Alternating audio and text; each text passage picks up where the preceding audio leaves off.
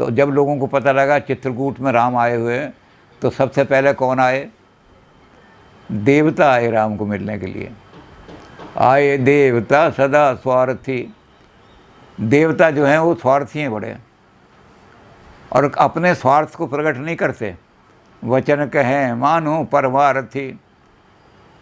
उन्होंने ये नहीं कहा जी हमें ये, उन्होंने कहा जी वहाँ नालियाँ नहीं हैं कुरुक्षेत्र में, तो बरसात में पानी भर जाता है, ज़रा नाली बनवा दो। ये नहीं कहा कि मुझे मेरे घर के वहाँ तक नाली आ रही है, तो उन्होंने कहा जब सब नाली बनेंगी मेरे घर की बन जाएगी।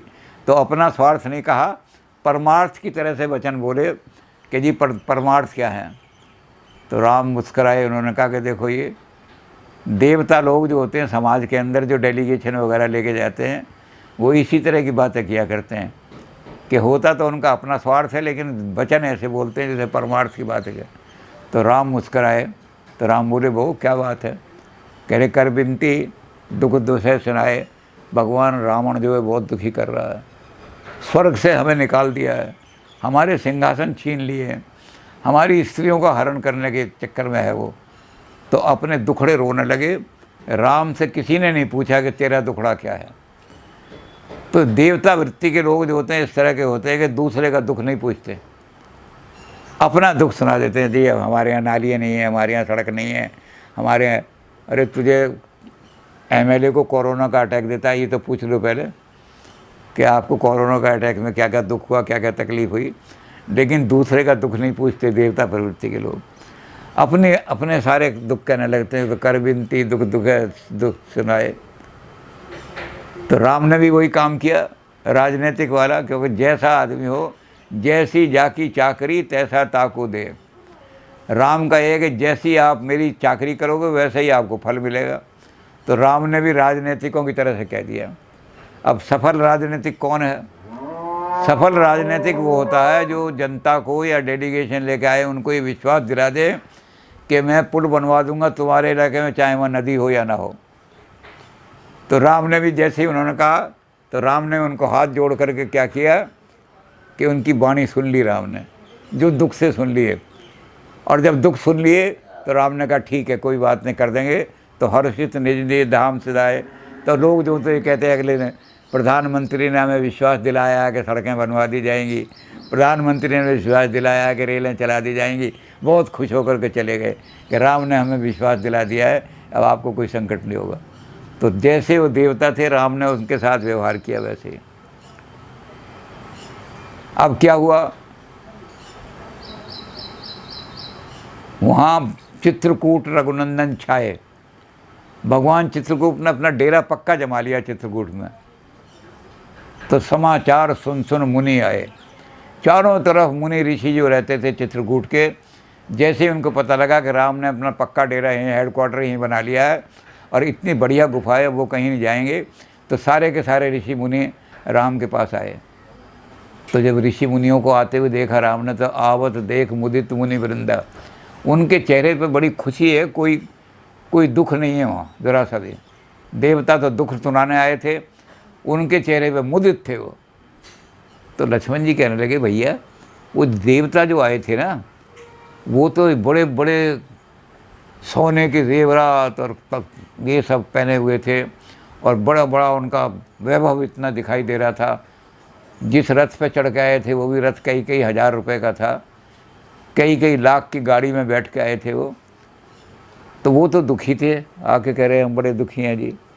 और ये लोग जो हैं इनके पास कुछ भी नहीं है, कमंडल हाथ में है इनके, और ये मुदित हैं, हंसते हुए मुस्कुराते हुए, इनके चेहरे पे कोई शिकन भी नहीं इनके माथे पर। तो भैया ये क्या बात है, मुझे दिखाई नहीं दिया। तो राम कहने लगा आवत देख मुदित मुनि विंदा, और कीन दंडवत करुणा सिंधा। राम जो थे चरणों में लेट गए मुनियों के, कहने लगे लक्ष्मण, जिसके पास जितनी संपदा होती है वो उतना ही दुखी होता है।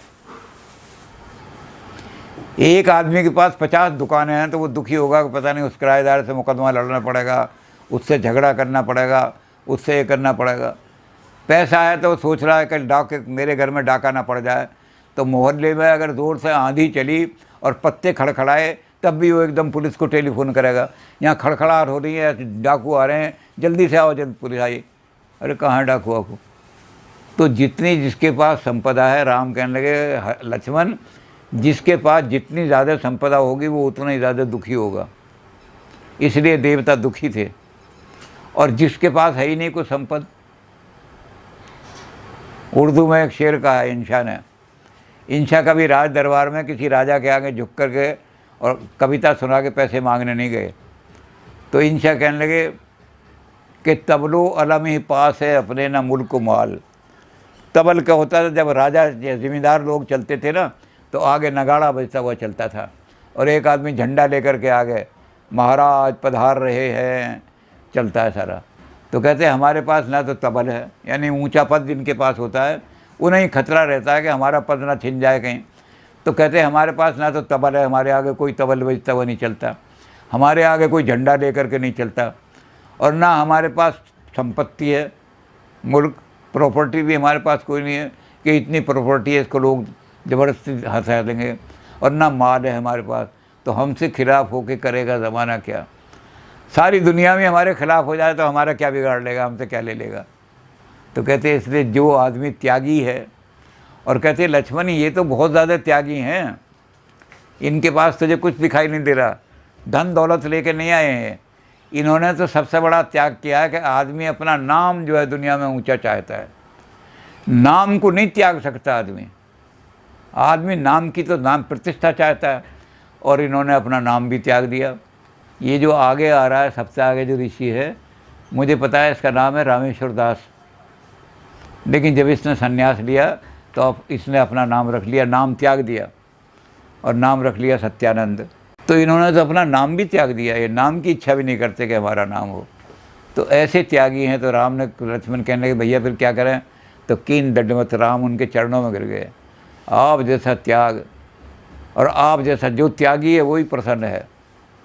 तीन त्यक तीन भुंजी था, उपनिषद कह रहा है त्याग में ही आनंद है।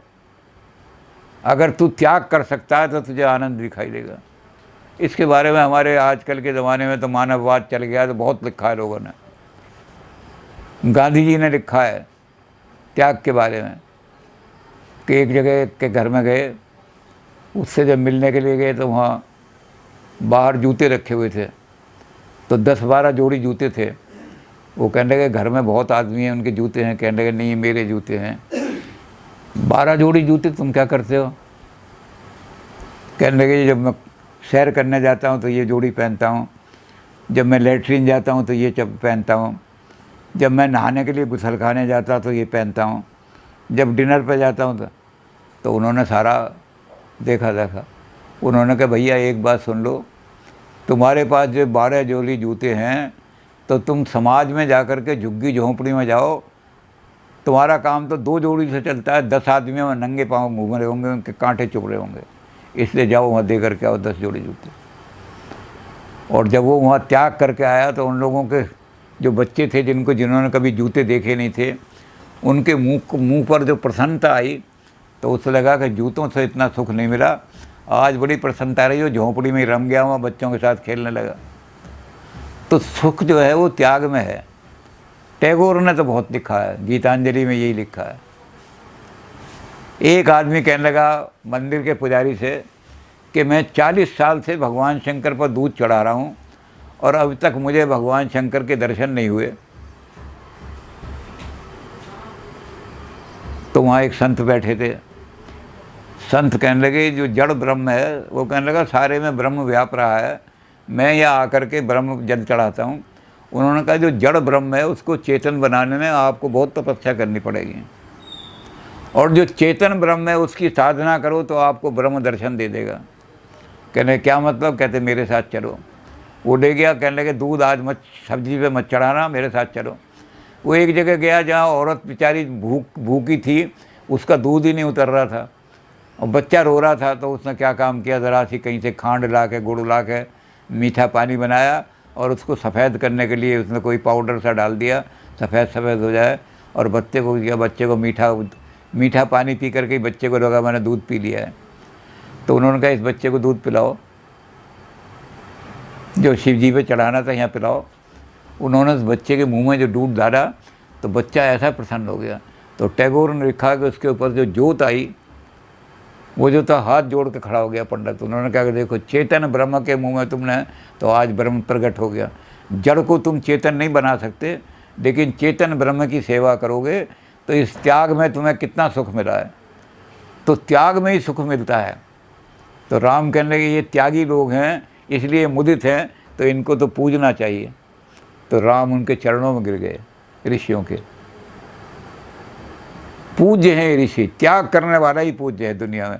और जो जितना ज़्यादा त्याग करता है वो उतना ही ज़्यादा पूज्य है।